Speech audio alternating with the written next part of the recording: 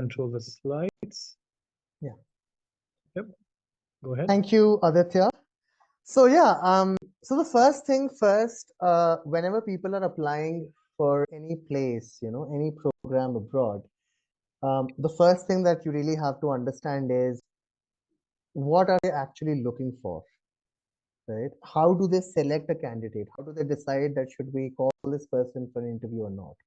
So the first thing is that the admissions committee is going to first look at your resume and your essays in order to frame a picture of who you are, in order to get an understanding of where you have been, what you have done, and where do you wish to be and why. So once they are clear about that, and if they are clear about the fact that, okay, this is someone who we can see benefiting from our community, who can contribute to the community, that is when they look at your academic performance, your past academic performance, and your GRE/GMAT test scores. So those are the first things, right? So when you are looking to apply, you have to be very clear about your goals, and you have to be very authentic to about you have to be very authentic about your life story, where you have been. Should not try to fib or manipulate anything, but think very deeply and introspect very deeply, like what have I done so far, where do I wish to go, how can the program help me, how can I help other people, how can I really benefit from it. And of course, how all of this is is all of this coming together in the form of a neat story? Is there a narrative that can help form a picture of you in the minds of the admissions committee? That is what the whole thing is about. So authenticity and clarity and ability to contribute is what is most important. Now, this brings to the next issue, which is how do you select MBA programs anywhere? Now, a lot of people often focus on rankings, they focus on employment outcomes, but the more important thing is to actually focus on yourself. What is your broad personal and professional context? What direction do you wish to take? What direction do you not wish to take? So I remember, for example, there was this one student who was who had worked in an FMCG company. Um, she was one of the first women to work in a manufacturing plant.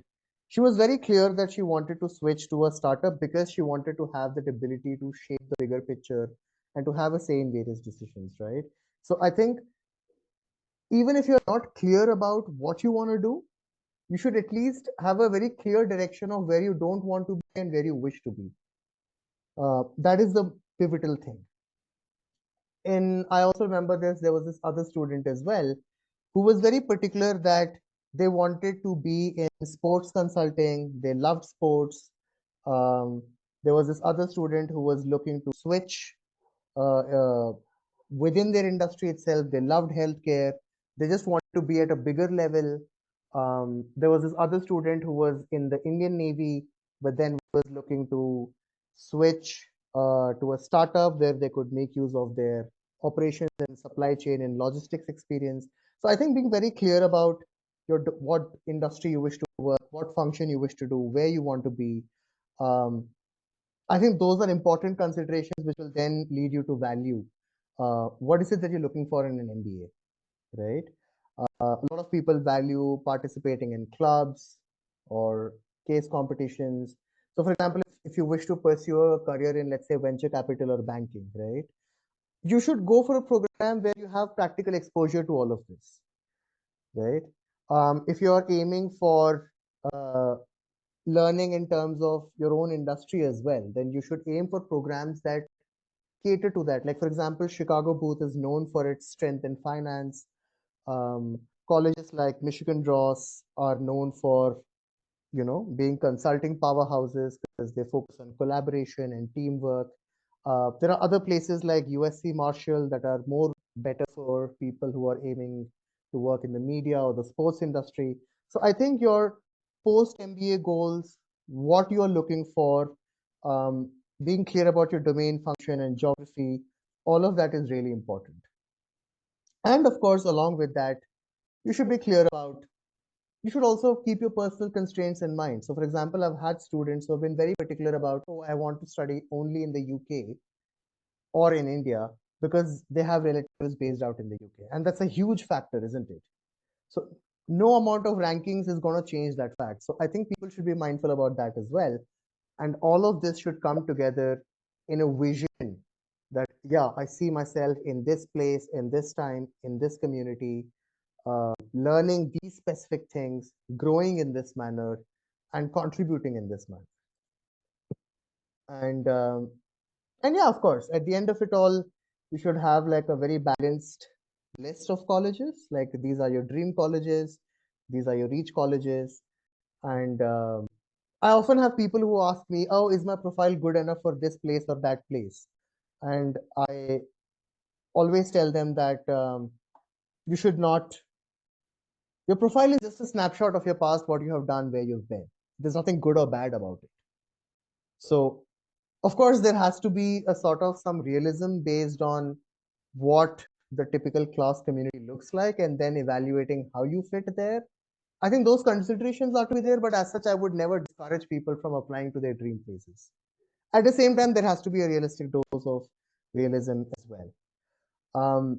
So once you're clear about, okay, these are the colleges that I wish to apply to, these are the deadlines for that, these are my goals, this is why this is my goal, and then you of course have to go towards the hoop of GRE and GMAT. Now, a lot of colleges do offer waivers for GRE and GMAT, and you will in fact see that listed out in the websites for many places. But for all practical intents and purposes, um, I think you will have to give the exam. And when it comes to giving the exam, I think it's important to plan.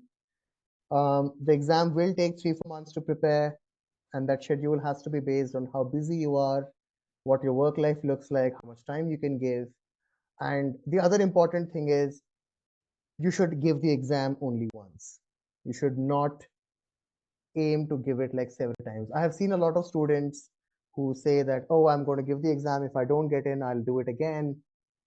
I don't think that is very conducive towards a good application.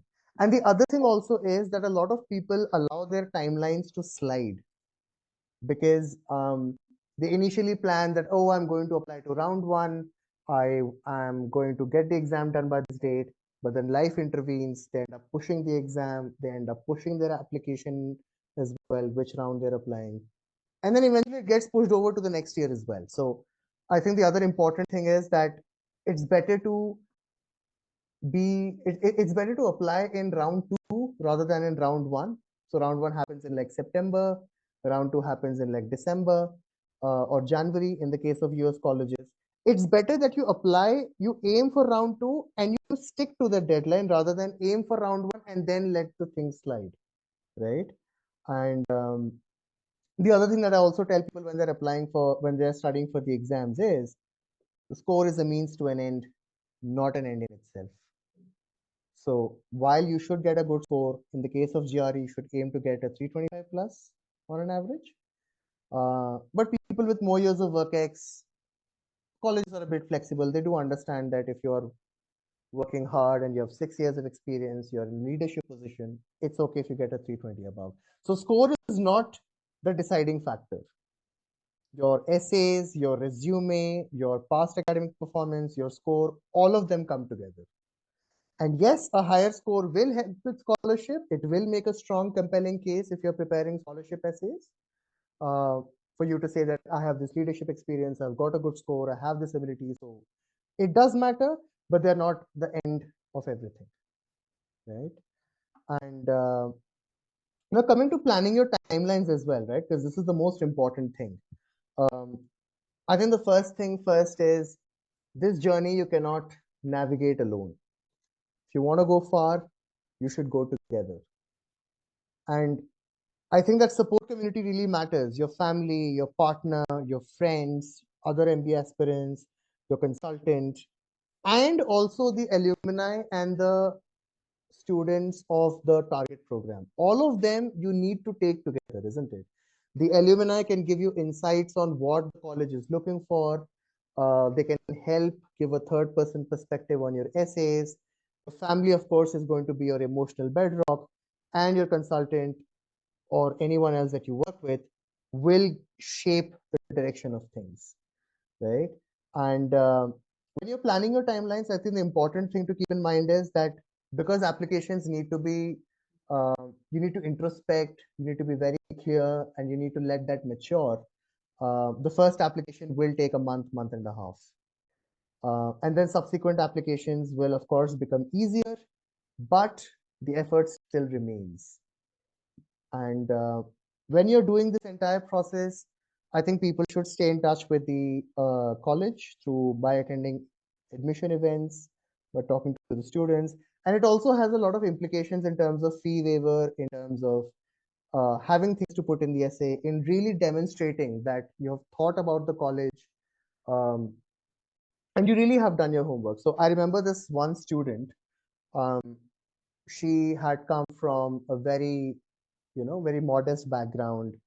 She had dropped out of college to do a startup of her own, and she was part of NCC as well. So when she was applying to Michigan Ross, and one of Michigan Ross questions was like, how will you take advantage of the action-based learning, right?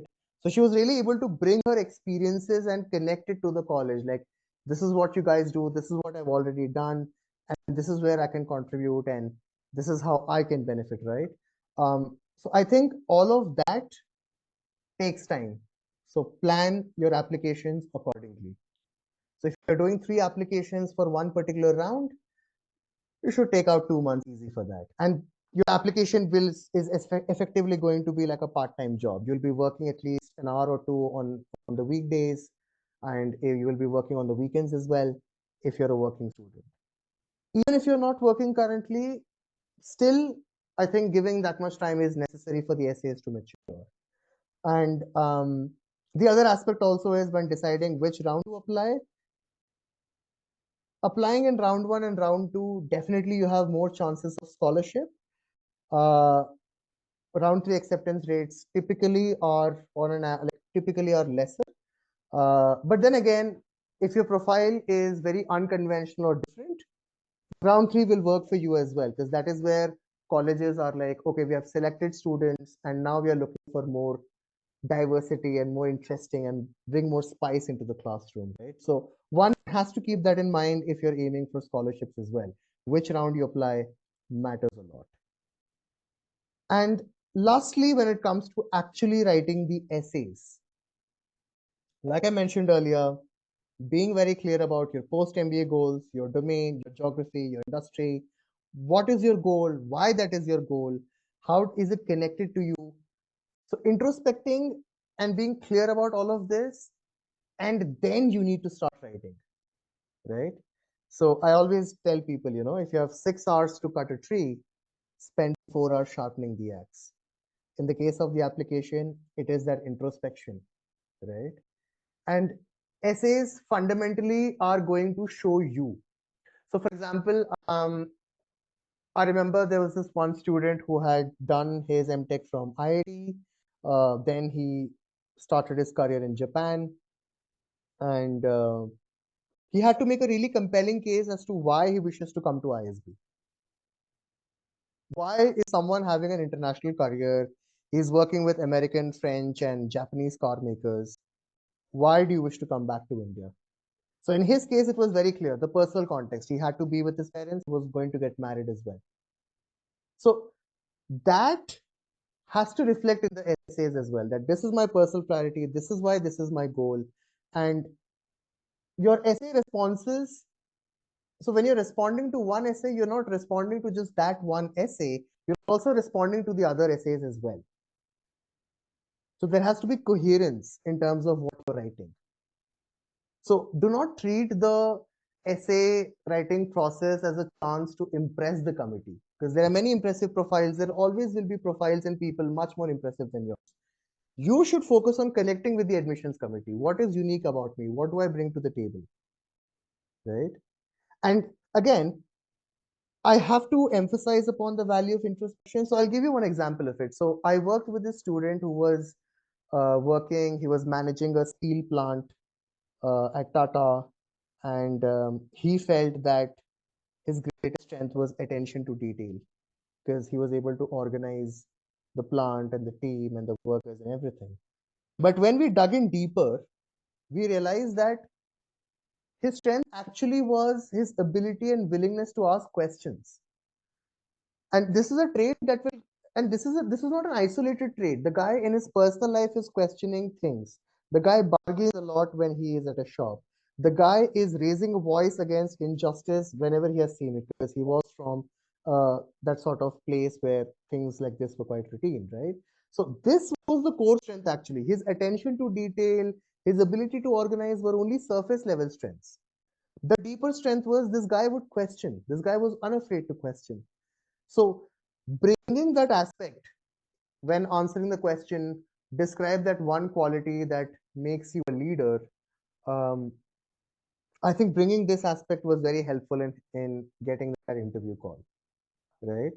And I think this is where the whole value of mentors around you comes in. A lot of times you are not able to see the things that other people can see. So whether it is a past, whether it's alumni or a current student, or whether it's a consultant, they will be able to give you different perspectives on how you should tell your story, how to present yourself authentically so that you connect, right? Because you will persuade only if you are looking to connect. You will not persuade if you're looking to impress. There's no shortage of impressive people applying to these schools, right? And of course, when all of this introspection has been done, then when you start writing, you'll end up writing better. And when you end up writing better, you will edit less. Because I've also seen a lot of students fall into that loop where they're editing the same essay 7, 8 times. And then you end up chasing the mirage of perfection. And that's never going to, that's going to cause delays, that will leave you unsatisfied. So even before you pen anything, be clear about what you're going to pen. Refine that further. Think about it, get outside perspective. And then you edit, and you will find that your third or fourth refined version will probably be very close to what you should be actually presenting. And here as well, a lot of people often ask me, oh, my goal is the same, my story is the same, I'll just write it for one college and I'll just apply it everywhere else. But no, you have to tailor your application to each college. So for example, some colleges like for example, ISB is looking at what you have done, and they're looking at how clear you're about your goals, about your short-term goals, about your long-term goals, how you can contribute to the community. Some college like, let's say Georgetown, is looking for evidence of excellence. They want to be clear that you have demonstrated some leadership and excellence in some way. They don't care as much about what your goal is or how well defined it is or how vague it is. Some other college like, let's say Booth School, Chicago Booth, right? They care about sheer intellectual prowess. They want to see that you have stretched yourself intellectually. And when I say intellectually, it doesn't just mean academically. It means, have you gone out of your comfort zone to such an extent that your learning has been driven by that? So various schools have various priorities, various things that they're looking for. So your story, even if it is the same, must be tailored to each one. And this is again where connecting with alumni, former students, connecting with your consultants and your mentors, it's very critical to get those outside perspectives. So yeah, I think this is the long and short of it. To recap it, plan your timelines well in advance, be realistic about it. Don't let your timelines slide. Stick to the timeline that you've decided, give the exam once. Be very clear about what colleges you're applying to, why you're applying there, and have an understanding of what the admissions committee is looking for. Armed with all of this knowledge, then you should go about the entire process. So that's it from my end. Aditya, over on to you so that you can probably kickstart the discussion. So Aditya, why don't you kickstart the discussion by having a question for our panelists. Thank you. Great. Thanks a lot, Santosh. Very, very helpful and very insightful presentation. It really goes in the heart of what the admissions process, not just MBA, also I think cross MPhil PhD looks like, which is to present yourself, as the most authentic version of yourself, admissions committee. They're looking to enrich the community. They're looking to enrich the program, and so they want to know you and who you are really as a person. Great. So that was a theory bit of the webinar, where we discussed about what was important to take into account in the MBA admissions journey from a theoretical perspective. Now let's talk about experiences, and for that we have our panelists today, and Ateeshay. So maybe to share your experience of applying to admissions program, and what do you think was the most transformative aspect of your journey in the MBA application process? Bhavya, Ateeshay.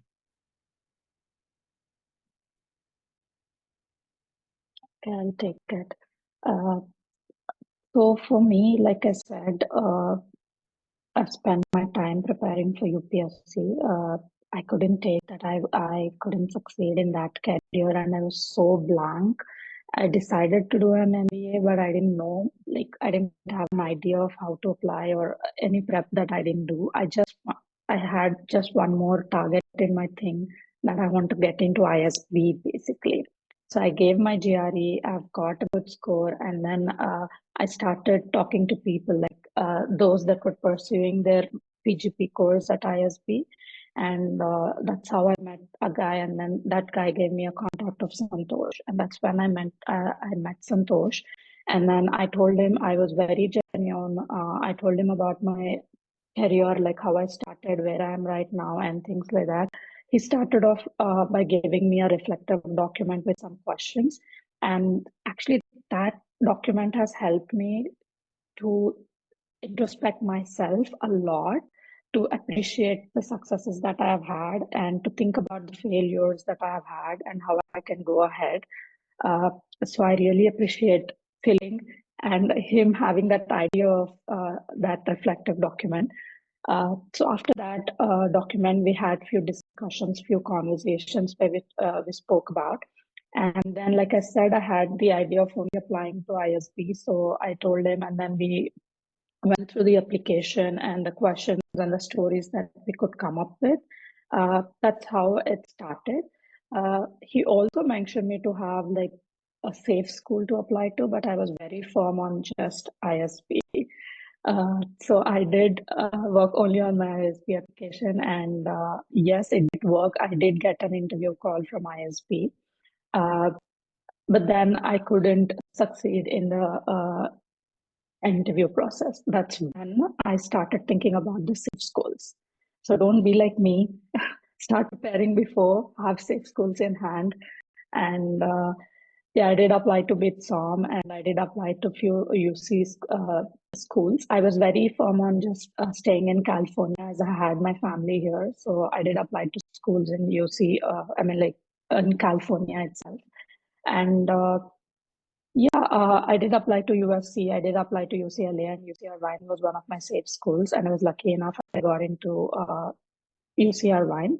Like I said, most of the MBA applications are going to be around a compelling story, trying to sell your value to the school.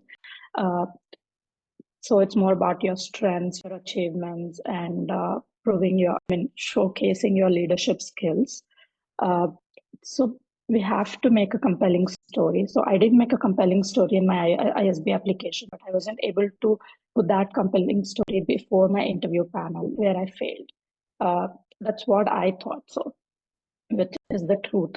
And then I started working on how better I can present myself in the interview, which helped me to pass through this interview with UC Irvine and land me an MBA here. So yeah, it was a nice experience. I tell you, enjoy this process of application. after this tiring life that we are having and so busy life that so much invested we are into in our jobs and things like that, this will be a like awakening experience. Like you learn more about yourself, you get time to introspect about yourself, and you make clearer goals going forward. So just enjoy the process. Yeah. Ateeshay? Yeah, so I started preparing for GRE in 2022, and that's again after I had done my undergrad. I had worked in EY for 3 years. I had done Young India Fellowship. I had tried to crack CS, and I was working in a home healthcare startup. I wanted to do MBA because MBA gives you a foot in the door. It lets your CV make your case, gets you the discussion, gets you the interview without you having to do a lot of hard work yourself, which makes sense given the population that we are. You need companies and everybody needs filtering mechanisms. So MBA gives that filtering mechanisms to hiring organizations that you have certain pedigree and they can at least talk to you to see if you are genuine or not, right? So that was my reason to do MBA. That's what I also told the admissions committee, and that's what helped me get through as well. So here's the point, that be genuine, and that comes from you need to know why you're doing what you're doing, and you need to be honest about it. So when I started preparing for MBA, that was GRE, it was in June, and I was working 6 days a week, not five, and I had to travel 2 hours every day. So I used to leave at 9, I used to come back at 9, and with that, I prepared for GRE. So if you think your jobs are difficult or you don't have time, and I was in a home healthcare startup where if you don't take a call, somebody would literally die, right? Like an oxygen cylinder wouldn't reach them and they would literally die. So it was not a non-stressful job. It was a very stressful hands-on job, not like you could catch a break in between work and just study or practice a few questions. That wouldn't happen. So with that, so Santosh gladly agreed for morning 7 a.m., 7 to 8:30 calls in the morning, because that's the only time I had. So I'm very glad for that.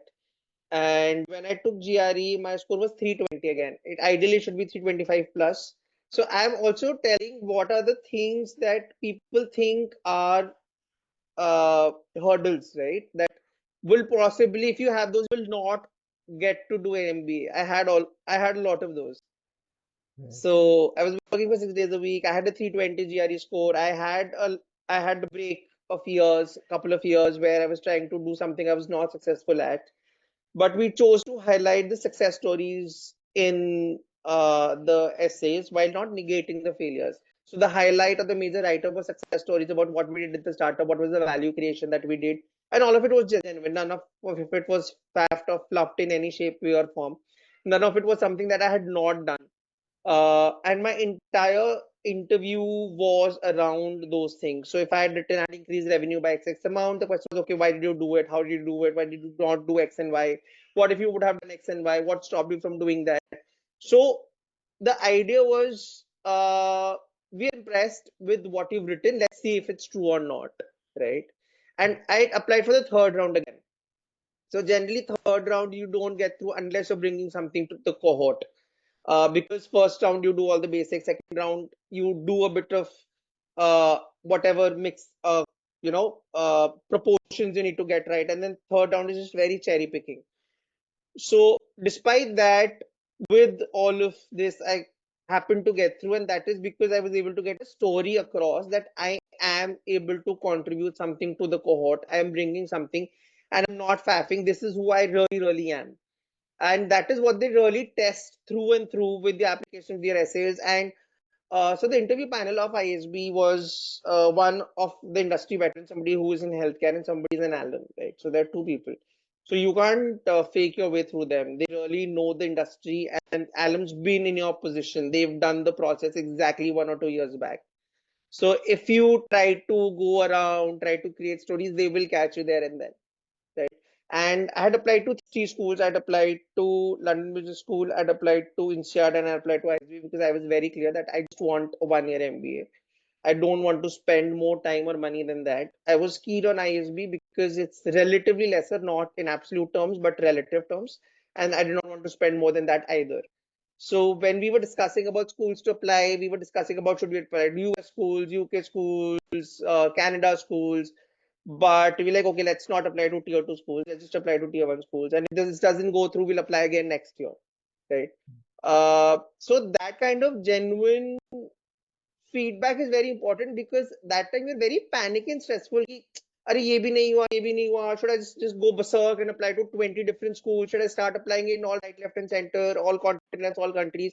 कहीं कुछ तो निकलेगा. Then we'll figure out what to do. So there, if you have a good sounding board, somebody who has market knowledge and sense, and somebody even you trust, right? Because you can't talk about everything to your parents or your siblings or cousins or friends, because not everybody has enough context of who you are as a person, what fits right for you, and what are your constraints. So that time you need a mentor who's been with you for a couple of months, who knows you, who knows what constraints, priorities are, and based on that, what is the best fit you, and tells you no, like, don't go crazy, it's fine, it's okay. I mean, let's just do these 5 things and let's just hope for the best. So I think that sounding board, that sane talking is super important, which I thankfully had. So yeah. Great. That's really interesting. Both of you, Ateeshay. Uh, What do you think really worked for you? In applications? Was it your test score, your story? Was it your professional experience in terms of what you did? What do you think made your application stand out? To either UC Irvine for Bhavya, or to the ISB for Ateeshay. Did you present yourself authentically? Did you yeah. So I don't think it's one thing. Go ahead. It's a combination of multiple things that always works. So the starting point can be okay that this person has a bit of pedigree, right? Undergrad college is good, has a bit of startup experience, is bringing something to the table. Then the way that you present your story, that is also important. You might have all of those things, but you're not able to narrate or sell your case well. And on the application. And then thirdly, when it comes to the interview, they are checking whether everything that you've written so far is authentic or not, right? So it's multi-layered. You need to have the facts, but you need to also have the sales pitch, and then you also need to have the authenticity, because the product is being tested live. Yeah. So you cannot go wrong in anything. You cannot not have the hard facts, not have good done something so far and expect to get into a Harvard or a MIT, right? You need to have something done before as well, to be able to create a story and pitch yourself. So I think it goes multi-layered. You need a bit of everything. So for me, Yeah, I that makes think, sense. Any comment, Bhavya?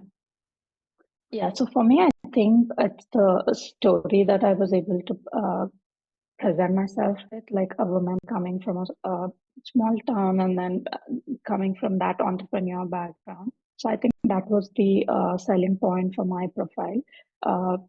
What I would say is, like, everyone will come with a good GRE or GMAT score. So that's not where you're competing. You're competing with your story and how you're going to add that value to the cohort. Because MBA schools, they look for the diversity in the cohort. They look how you add value to the cohort. So that's the first thing where you could sell yourself. So I applied for round 3. So I think it even fits to what Santosh has said. So that's where they were trying to look for the diverse people, and I was one of them. And I didn't know that when I was selected, but once I came here, when I met with the team, they literally recognized me. Like, they know, even now they think me like that overachiever and that one woman entrepreneur. Uh, so I think that story was very compelling, and that made me stood out.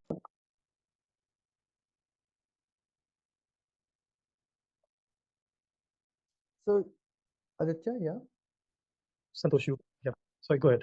Yeah, I just had one question for Bhavya. Mhm.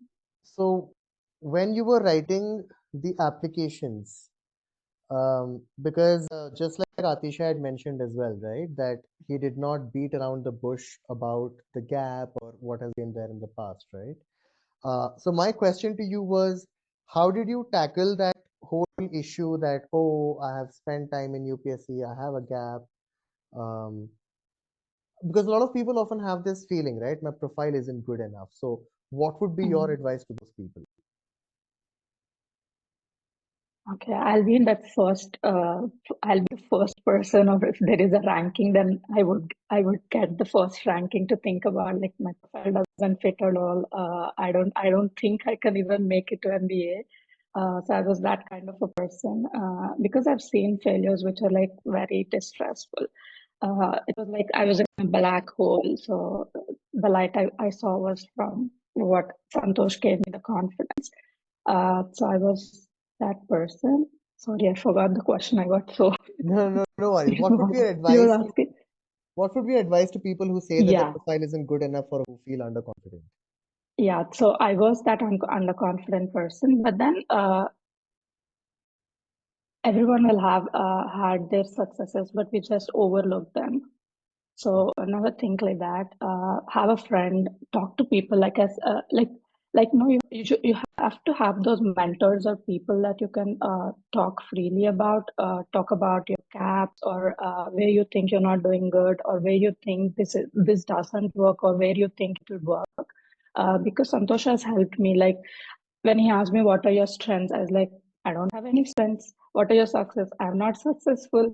I was like, please have some compassion. Think about it. Let's talk about your story. And through that conversations, we were talking about our conversation, about my story and my experiences. And when I told him that I worked with my father's granite business, I was like, Bhavya, you did such a great thing. That is so male dominated. You worked in such an industry. You've started your own clothing label. It's such a big thing. Why are you even not considering telling these stories? Then I was like, that doesn't matter. What's there in that? It's like, that's what matters. That's the story you have to tell about yourself. And that's when I started having little confidence in myself. And then we came up with that story. I did mention about the gap years. I did mention about preparing for UPSC. We did have an essay question where it asked us to talk about anything that we missed, uh, anything that we want to talk about or something like that. And that's when we spoke about that.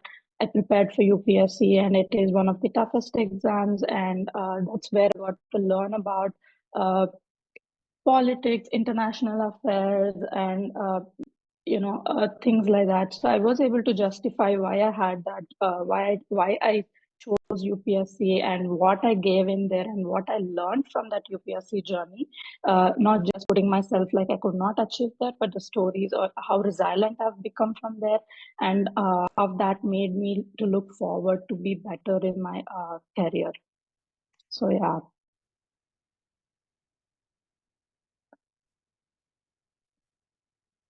That makes sense. Yeah. Just a little note on this whole conversation. This is something that we've been talking about for quite some time, which is that when somebody with a very unique profile and story tries to use some tool to write application, so they want to portray themselves, then they think that maybe AI can help because I can bring the story out with the unique hue, and it just it's an important point to address because it's been going around in circles. Our little viewpoint is it's not very helpful. People have unique stories like Bhavya, who has started a clothing brand, had this UPSC journey, but that as a business, and with this inclination towards being at UC Irvine or Atishay's inclination being an ISB, I guess you need to bring that element by yourself. No AI tool, ChatGPT, Perplexity can help you because they're all based on common models. They're all based on stories that have been out there, and they've trained all these different stories. What is important for you is to be able to present the unique hue, and the unique hue can't be found on any AI platform. So the most important is to introspect on your journey very deeply. Understand who you are, what your strengths are, why you're doing the way you're doing it, and then bring it out in the application list. And once you understand, who you really are and your journey, your professional journey, that can also help you in picking the right program. And then that means that once you pick the right program, because you know who you really are as a professional, as an individual, chances are very high that you can actually get the program. So, put emphasis on really just you and being authentic in your story. Ateeshay, hand. Yeah, so ChatGPT or Perplexity are very good models to research. These are very good models to rewrite coherently what you've already written, right? So if you have already figured out who you are, where you're going, what you want to do, you already have all the bits of inputs and you just want to put it in a polished language, great, use ChatGPT. No one's stopping you. And that's not even what, say, mentors writing applications supposed to do. They are not rewriters, right? Yeah. So for me also, right, for example, he had given me that exercise where you had to think about your journeys, and that was a painful exercise. I'm gonna be honest, right? I'm like, I've not figured out myself so much. Like, how are they expecting me to figure out everything about my life? Where am I? What I want to do? Where I want to be? And give them already before joining the MBA. That's too much clarity. I don't have it. But it did need a lot of nudges. It did need a lot of thinking, discussions to arrive or to uncover that clarity. And that is the main aspect of, say, the mentor in any aspect of life. This is just one very small aspect of life. To uncover that clarity or to be able to draw patterns from unstructured thoughts, right? Or bits and pieces of thoughts that you've laid out over a period of time for them to pick up and make relevant sense out of them and show, see, you have it, you've just not made sense out of it yet. And that is what, say, an AI model cannot do. It will just rewrite a prompt that you give it in one structured format. So if you have that, great. But most of us, we've not taken therapy to be that organized. So this is your pre-application therapist that Yeah. is there to put things into perspective. Yeah. Yeah. I think that's a very significant point, no? Like, yeah, the whole idea is ChatGPT is great or AI models are great if you want to spell check, if you want to check your grammar. But ChatGPT can't give the interview for you. ChatGPT cannot make sense out of your story, right? So I think, yeah, I mean, that's a very pertinent point that you raised, Aditya. And I think, yeah, like you said, Ateeshay, as well, that one has to go through that painful process if one needs to have, if one wants to have a good, decent shot at getting into a great program. So yeah, I would Also, just also, one more small point. yeah. I've been a user of ChatGPT Mhm, for since as long as it came out, like even it's ChatGPT 1, right? mhm. And I can make out when something's written by ChatGPT, honestly. Yeah, Yeah, Like, very much. yeah. So anybody can make out what is written by ChatGPT. So yeah, it's not that anybody is very, very smart that they can use ChatGPT, but the other person will not come to know. And I think the first essays would be the ones that would be a copy paste or would not bring out individuality and authenticity, because that would also indicate laziness, which is very, very important, right? yeah, These people, adcoms, want to see that you've put in the thought and the effort. yeah, And if they don't see thought in the effort, which a very simple marker of it would be a ChatGPT essay, and that will very easily go into rejection, is what I personally believe. I think Aditya would be better positioned to validate that thought. I agree with all these assessments. I think, of course, the AI can help refine your essay. It can able to find your interest, your deep understanding of yourself. It cannot write an essay for you. The second point I would say is because let's say you use ChatGPT to write an essay, a very fancy essay, or let's say you have an essay that you've written for yourself, where you present the unique you, and ChatGPT rewrites it in a very different way. Like it's the same story, but just in a very AI way. And it uses all these fancy heavy words. And then you go to the interview, and here's that person completing your essay, and they talk to you. Within a few minutes, they can make out this is not your writing.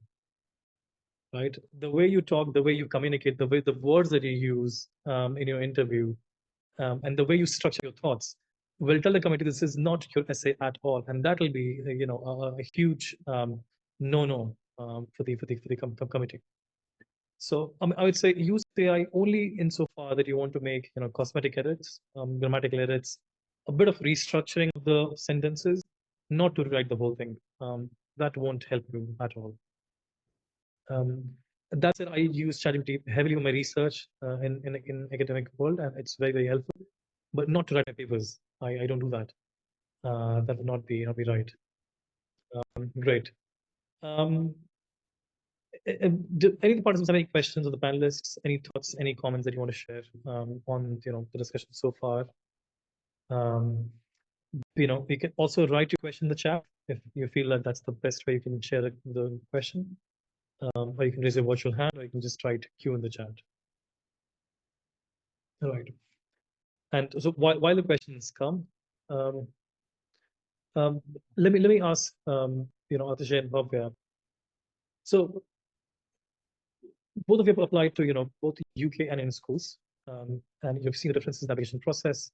What are the few things that you think differentiate European American school applications from applications in Indian schools like ISB or IIMs? That's one. And what do you think differentiates Indian schools and what they're looking for from these schools, in the UK or in the US, very broadly? Your reflections. I feel ISB is an outlier in that case because ISB is based on very international models such that it looks for profile, right? It is not looking for just grades. It's not looking for just academics. It is looking for people who have done something interesting, something that they bring to the cohort, an interesting perspective that they bring to the cohort. So, for example, we had an IPL player, we had a Navy officer who had fought off pirates, we had a Commonwealth chess player, we had fashion designers. So we had a very interesting variety of.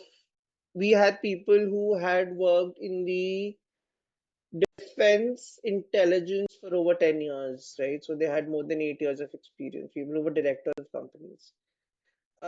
So ISB really looks for people who have very varied set of perspectives because that's what adds to class discussions and class values. So ISB again has grades for class discussions. So you have people with just 2 years of experience, the YLPs, you have people with 10 years of experience, and all of that is a very interesting mix of cohort that brings to the discussion. And that is what was also highlighted in the essay as to what I've done so far, and based on that, what do I bring to the cohort, what do I bring to the table, and why I'd be a good student and a good alumni, because that's essentially what the product of B schools is. B schools get for the admissions based on how well their alums are doing. So unless they think that you would make a good alum, they're not very likely to take you in anyway. So that's again my take. So I personally didn't feel like there was a lot of difference in the ISB or INSEAD essays because both of them are very similarish in what they're looking for in candidates. Bhavya, over to you. I do agree with Ateeshay. When it comes to application, the essays, most of the B schools have similar questions, but just the way they ask them is just the different. But ultimately, they're gonna ask you about the strengths, weaknesses, and how you're gonna add value to the cohort. And yeah, mostly these two. But when it came to interview process, I've given interview to ISB, Bitson, and also UC I have seen difference. Like the Indian schools, they ask you questions more about your achievements, uh, your experience, your achievement. I think ISB was a bit better, but during my Bitsom interview, I was like grilled. It was like for an hour or 1.5 hours. I don't know. It was the longest interview I have ever had with a panel. So yeah, they just grilled me. They wanted to know more about the business I did and about my future plans also. ISB was a bit different. They just wanted me how I came up with this business model and what was my idea process basically through that. When it comes to US schools, I think it is more about behavioral. They're gonna ask you behavioral questions, and once you got picked up for the interview, your profile worked, and there's less about your career achievements and more about your behavioral fit, how you're going to add value to their culture here, how you're going to fit to their cultural things here, and that's how they're going to see. That's what they're going to see in your profile for US schools. Yeah, I did see a big difference.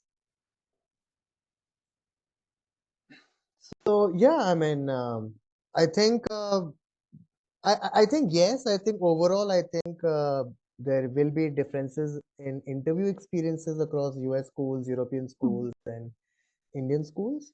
But yeah, like you said, the application questions are broadly in the same direction. Of course, you have to tailor for each of them specifically. But the interview experiences can, of course, differ quite widely. But in general, I've also heard from a lot of previous students as well, right? People who apply to Canada or US, they're very conversational, very friendly. They're not looking to grill you. They're not looking to put you down.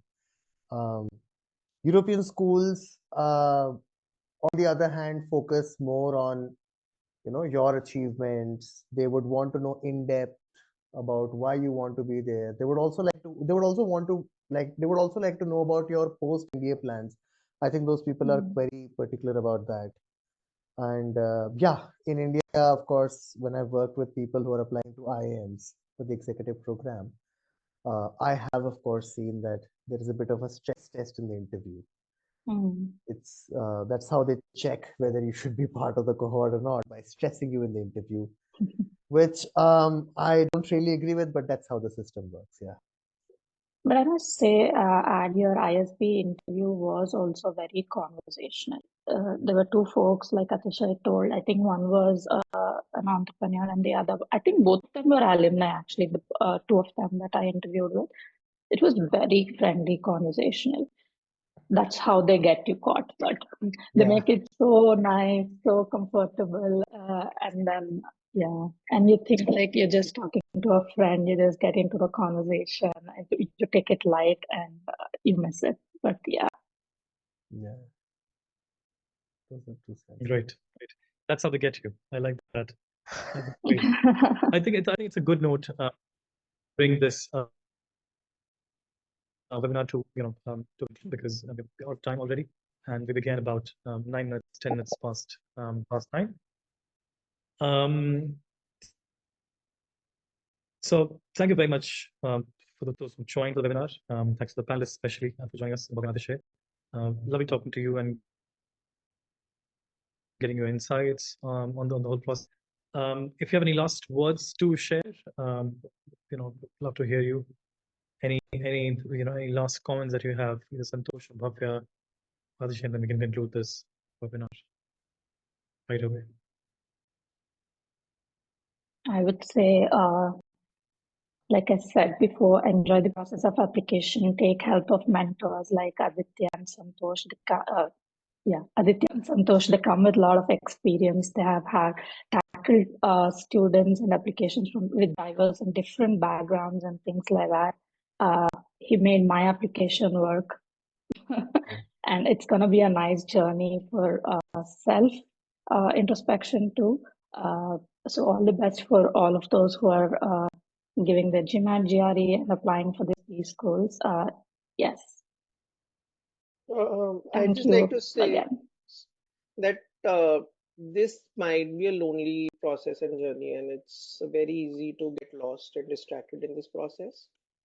So mentorship is very important. Now, who you choose to take mentorship is, of course, your prerogative because of a lot of factors, but it's just helpful to have a mentor as a friend around who can guide you, nudge you, who can probably adjust, because work life, adult life is not easy. Let's just accept it. That life happens and comes in way of too many things. So it's just easier to have someone who's flexible, who can adapt to what you're doing, give a bit of nudge when needed, while also letting you be, and a good sounding board. So there is no reason to do it the hard way, which is the lonely way, and you just sit in a room and try to crack the exam, because that's not what they're looking for. They're not looking for nerds. B schools are not looking for nerds. They're looking for people with lived experiences. That's what we need to do, and that's what we need to bring out. Yeah, thank you.